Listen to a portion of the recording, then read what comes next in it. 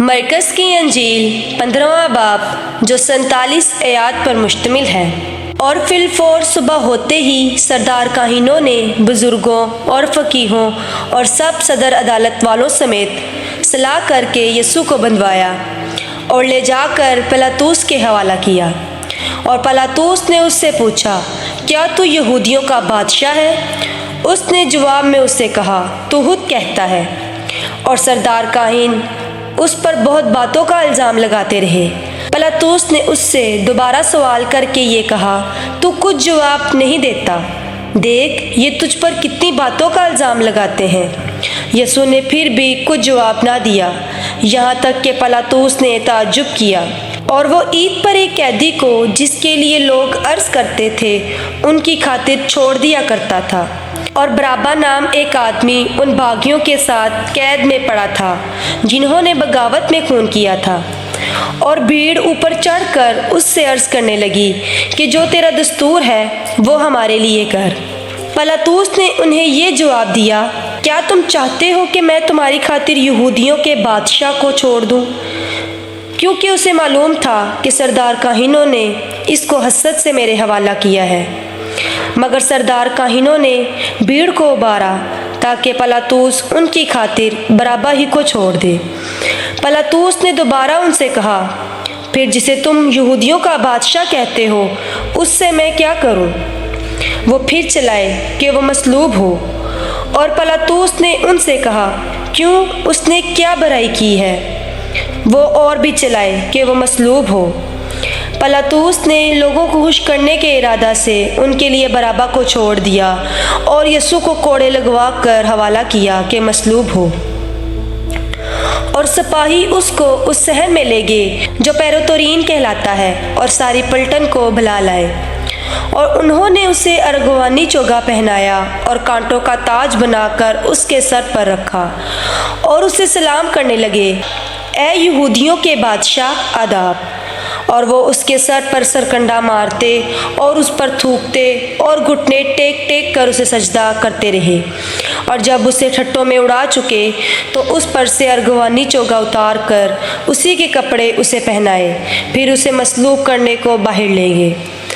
اور شمعون نام ایک کرینی آدمی سکندر اور روفس کا باپ دیہات سے آتے ہوئے ادھر سے گزرا۔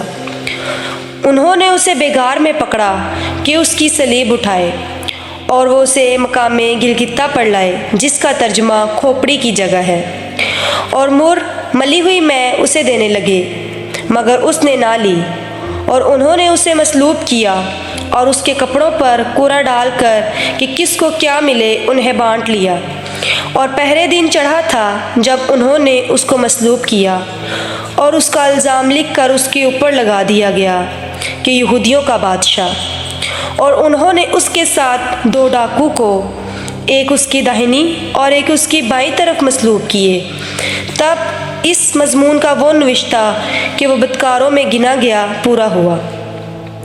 اور راہ چلنے والے سر ہلا ہلا کر اس پر لعن طعن کرتے اور کہتے تھے کہ واہ، مقدس کے ڈھانے والے اور 3 دن میں بنانے والے، صلیب پر سے اتر کر اپنے تئیں بچا۔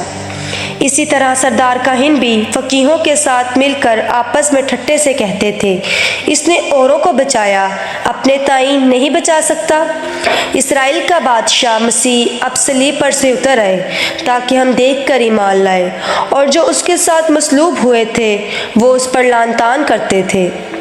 جب دوپہر ہوئی تو تمام ملک میں اندھیرا چھا گیا اور تیسرے پہر تک رہا۔ اور تیسرے پہر کو یسوع بڑی آواز سے چلایا کہ الوہی الوہی لما شبقتنی، جس کا ترجمہ ہے، اے میرے خدا، اے میرے خدا، تو نے مجھے کیوں چھوڑ دیا؟ جو پاس کھڑے تھے ان میں سے بعض نے یہ سن کر کہا، دیکھو، وہ ایلیا کو بلاتا ہے۔ اور ایک نے دوڑ کر اسپنج کو سرکہ میں ڈبویا اور سرکنڈے پر رکھ کر اسے چسایا اور کہا، ٹھہر جاؤ، دیکھیں تو ایلیا اسے اتارنے آتا ہے یا نہیں۔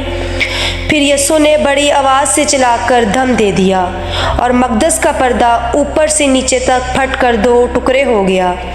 اور جو صوبیدار اس کے سامنے کھڑا تھا اس نے اسے یوں دم دیتے ہوئے دیکھ کر کہا، بے شک یہ آدمی خدا کا بیٹا تھا۔